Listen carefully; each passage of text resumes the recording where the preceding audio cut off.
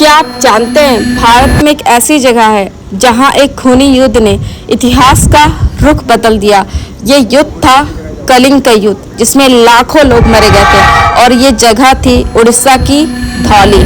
ये उड़ीसा में भुवनेश्वर से करीब 8 किलोमीटर के डिस्टेंस में है और माना जाता है 261 ईसा पूर्व में यहीं पे कलिंग का युद्ध हुआ था, जिसके बाद सम्राट अशोक ने हिंसा का मार्ग छोड़ के शांति और बौद्ध धर्म को हमेशा के लिए अपना लिया।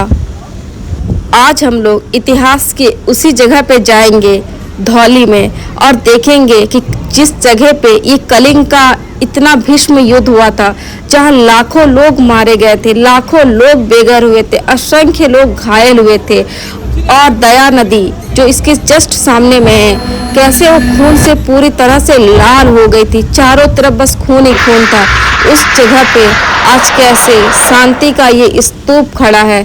हम लोग देखेंगे कि ये जगह की इतिहास क्या है और आसपास के क्षेत्र को देखेंगे। तो वीडियो को लास्ट तक जरूर देखना। मैं धौली और धौली के आसपास के क्षेत्र को दिखाऊंगी कि कहाँ पे सम्राट अशोक का महान शिलालेख है, जिसमें कलिंग के युद्ध का पूरा विवरण दिया गया है। इसके अलावा सम्राट अशोक का स्तंभ यहीं पे है और इस जगह के बारे में आपको डिटेल्स में जानकारी दूंगी, कैसे आपको यहाँ पे आना है। अगर आप मेरी तरह इतिहास को पसंद करते हो और इतिहास से जुड़े हुए जगहों को जानने में आपको बहुत अच्छा लगता है, तो प्लीज़ मेरे इस चैनल को जरूर सब्सक्राइब करना और वीडियो को जरूर लाइक करना, क्योंकि मेरे चैनल में आपको हर वो जगह दिखाई जाएगी जो इतिहास से जुड़ी हुई है। तो प्लीज़ मेरे वीडियो को लास्ट तक जरूर देखना, क्योंकि मैं धौली के आसपास के सारे क्षेत्र को बताऊंगी, कलिंग युद्ध के बारे में बताऊंगी कि कैसे ये क्षेत्र जो जहाँ पे चीख पुकारे पूरे चारों तरफ सुनाई दे रही थी, वहाँ आज ये शांति का स्तूप खड़ा है। इसके सामने में ही एक शिव जी का मंदिर भी है, वो भी मैं आपको दिखाऊंगी। तो जरूर जरूर मेरे वीडियो को लास्ट तक जरूर देखना।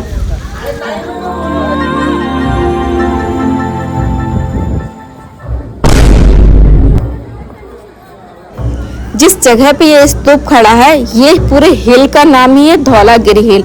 और आपको 261 ईसा पूर्व हुए जितने भी घटनाएं हैं ना, उस घटनाओं के शिलालेख आपको इसी हिल पे मिल जाएंगे।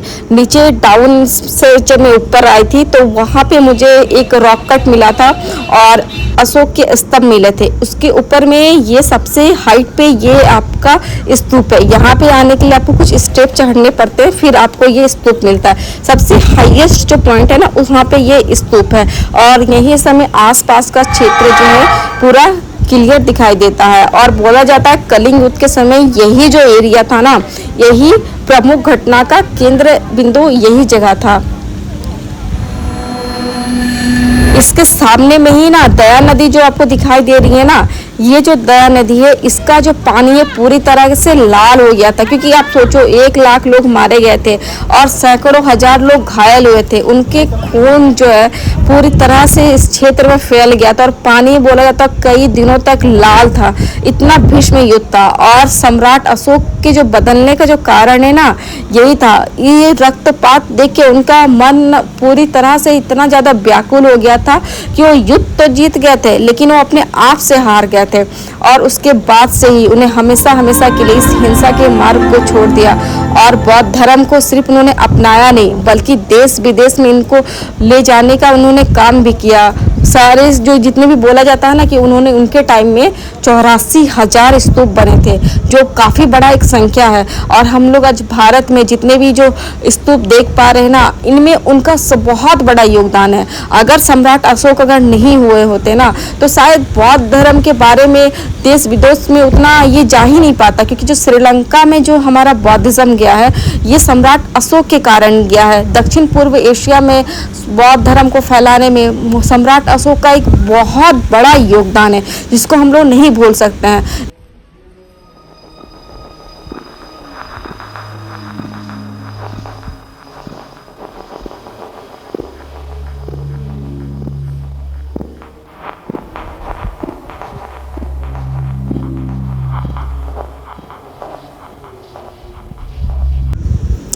इस स्तूप का जो निर्माण है 1972 में हुआ था और इसके निर्माण जो किया गया था ये जापान के जापान बुद्ध संघ और भारत के कलिंग निप्पॉन बुद्ध संघ के संयुक्त प्रयास के द्वारा इस स्तूप का निर्माण किया गया था।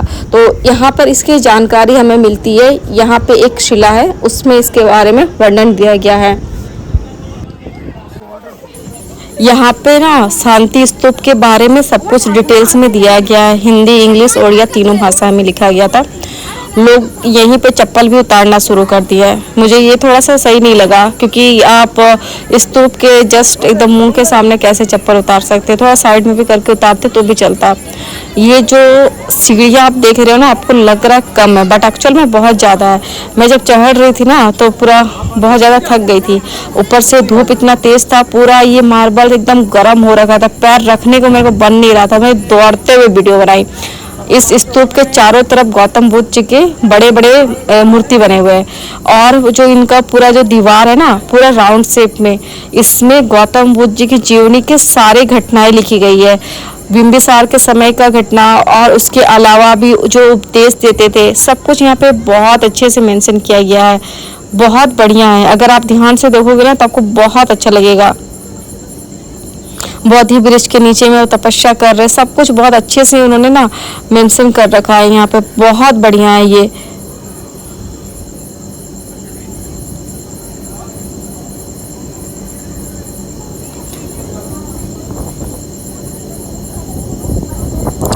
यहाँ से ना भुवनेश्वर सिटी ना बहुत क्लियर दिखाई देता है क्योंकि ये बहुत ज़्यादा हाइट पे है, तो भुवनेश्वर सिटी बहुत अच्छे से दिखाई देता है। यहाँ पे दो मेन ऐसे गेट बने हुए, पीछे साइड से भी और आगे साइड से भी। पीछे साइड से आप जैसे ही आगे बढ़ते हो ना तो वहाँ से थोड़ा सा चलने पर आपको शिव मंदिर आएगा और बाकी इस पूरा जो ये स्तूप है ये इसमें चारों तरफ ऐसे आपको घूमने के लिए ऐसे परिक्रमा चक्र बने हुए हैं। इस तरह के जो स्तूप है ना इनको पीस ऑफ पगोडा कहा जाता है, शांति का स्तूप। ये एक्चुअल में कोई समाधि स्थल नहीं होता है, इसके सामने में ही एक समाधि स्थल है, एक बौद्ध भंते जी थे उनका है ये। मुझे पता नहीं उन्हें किस से उच्चारण करते हैं बट जहाँ तक मैं सुनी हूँ उनको भंते बोला जाता है। जस्ट ये स्तूप के सामने में ही है।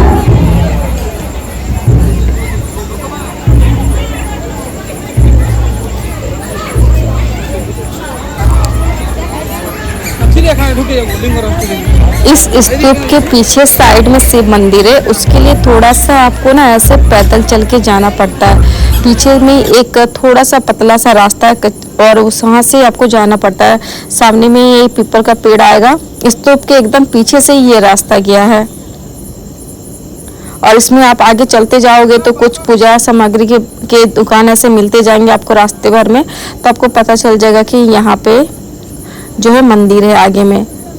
यहाँ पे बहुत अच्छे अच्छे हैंडीक्राफ्ट की दुकान है, बहुत बढ़िया, बहुत अच्छे अच्छे सामान यहाँ पे मिलते हैं।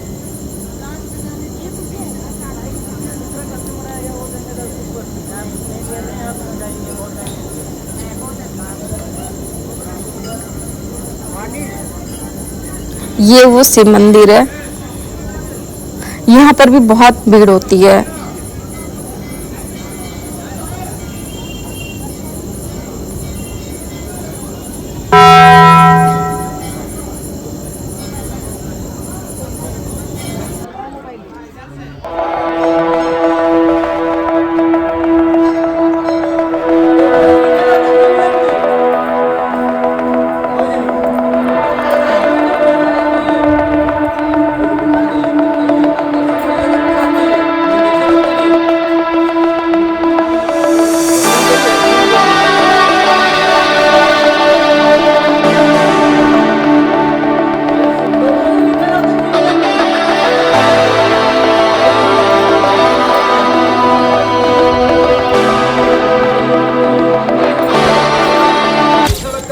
यहाँ के मार्केट में ना बहुत अच्छा अच्छा हैंडीक्राफ्ट मिलता है।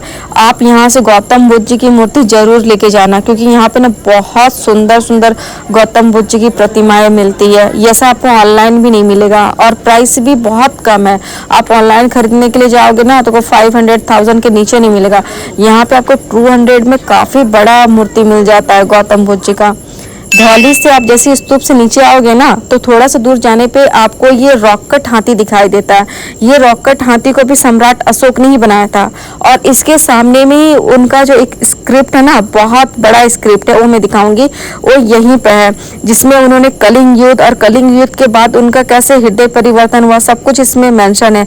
इसमें जो लिपि यूज हुआ था वो लिपि यूज हुआ था ब्राह्मी, लेकिन जो लैंग्वेज यूज हुआ था ना वो प्राकृत लैंग्वेज यूज हुआ था।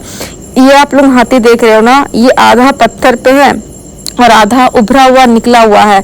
और इसको बोला जाता है ना कि भारत में सबसे पुराना जो रॉक कट आर्किटेक्चर बोलते हैं ना वो यही है, सबसे पुराना। ये सम्राट अशोक के टाइम का है। सोचिए 2300 साल पुराना है ये अपने आप में एक मतलब कि क्या बोले, ऐसे जगह पे जाना जो 2300 साल पुरानी है, आप सोच नहीं सकते हो मेरी खुशी का कितना ठिकाना है। इसमें आधा आधी दिखाई दे रहा है, आधा पत्थर के पीछे है, पूरा तो नहीं बन पाया लेकिन ये आधा है। ये से सामने एक पार्क भी है, इस पार्क पे लोग बैठते हैं और इसके सामने में ही ना एक अशोक का एक पिलर भी है, वो भी दिखाऊंगी।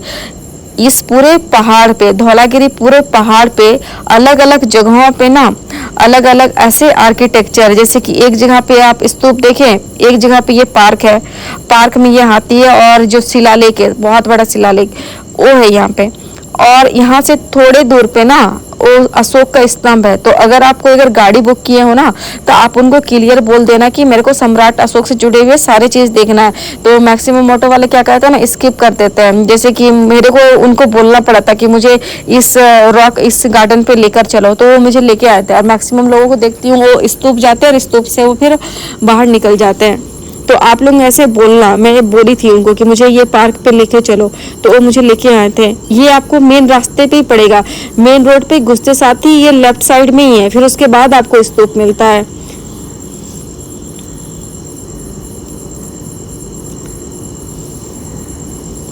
मैं ऐसे जगह पे हूँ जहाँ पे कलिंग का भीष्म युद्ध हुआ था, मतलब कि जहाँ पे लाखों लोग मारे गए थे। मैं ऐसे जगह पे हूँ जहाँ खून बह रहा था। मैं आज ऐसे जगह पे हूँ, मैं 2000 साल पीछे हूँ। मेरे लिए और इससे बड़ी बात क्या होगी। यहाँ पे सारा डिटेल्स में दिया गया है इस पार्क के बारे में। सम्राट अशोक की जो अधिकतर स्क्रिप्ट है और ब्राह्मी लिपि और प्राकृत लैंग्वेज में है, जिसके कारण जब उनका इतिहास पूरी तरह से दब गया था तो लोगों को पता ही नहीं चलता था ना कि इन स्क्रिप्ट में लिखा क्या है। जब पंडितों से पूछा जाता था कि इसमें क्या लिखा हुआ है तो वो बोल देते कि इसमें भगवान का उपदेश लिखा हुआ है, क्योंकि वो खुद भी नहीं पढ़ पाते थे। लेकिन जब अंग्रेज आए ना तो उन्होंने ना इस ब्राह्मी लिपि को ना डिकोड करना स्टार्ट किया। काफ़ी समय लगा, ऐसा नहीं कि एक दिन में हो गया। मैं उनके बारे में आगे आपको और बताऊंगी, लेकिन उनकी मेहनत के कारण आज हम अपना पुराना इतिहास जान पाए, हम गौतम बुद्ध जी को जान पाए, हम सम्राट अशोक के बारे में जान पाए और आज हम इस कलिंग युद्ध के बारे में जान पाए। मैं तो ब्राह्मी लिपि पढ़ नहीं सकती हूँ, बस देख सकती हूँ कितने बड़े एरिया में इस चीज़ को लिखवाया गया था। इस चीज़ को ना बचाने के लिए यहाँ पे बैरिकेटिंग तक किया गया है, वरना लोगों का कोई भरोसा नहीं, वो जाके इसको ना खुरेद दे, कुछ भी कर सकते हैं इसके साथ में। जब मैं पुराने स्तूप में जाती हूँ ना, वहाँ पर भी देखती हूँ बच्चे इतने बदमाश हैं, उन्हें इतना तक नहीं पता है कि स्तूप के साथ में कोई छेड़खानी नहीं की जाती है और वहाँ पर जाके अपना नाम वगैरह खरोच देते हैं। बहुत गलत चीज़ है एक्चुअल में ये। तो इन्होंने अच्छा ही किया, यहाँ पे ना अच्छे से उन्होंने ना लॉक करके इसको रख दिया था, सही एक तरफ से, क्योंकि आप कितना लोगों को मना करोगे।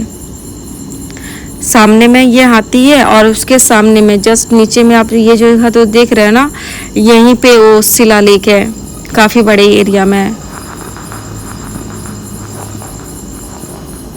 और ये पूरा एरिया में ना चारों तरफ खाली पत्थर ही पत्थर है, बड़े बड़े पत्थर इस तरीके से। और इससे कुछ डिस्टेंस पे दया नदी।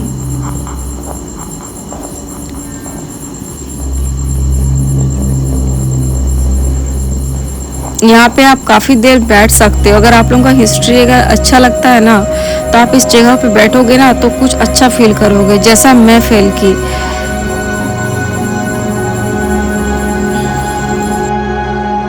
वीडियो पसंद आया है ना तो प्लीज़ मेरे चैनल को ज़रूर सब्सक्राइब करना, बिना सब्सक्राइब किए हुए मत जाना, इससे मुझे मोटिवेशन मिलता है और मैं आगे इस तरह के वीडियो आपके लिए और बनाऊंगी। तो प्लीज़ सब्सक्राइब जरूर करना, वीडियो को लाइक जरूर करना। वीडियो को देखने के लिए आप लोगों का बहुत बहुत थैंक्स और प्लीज़ सब्सक्राइब जरूर करना।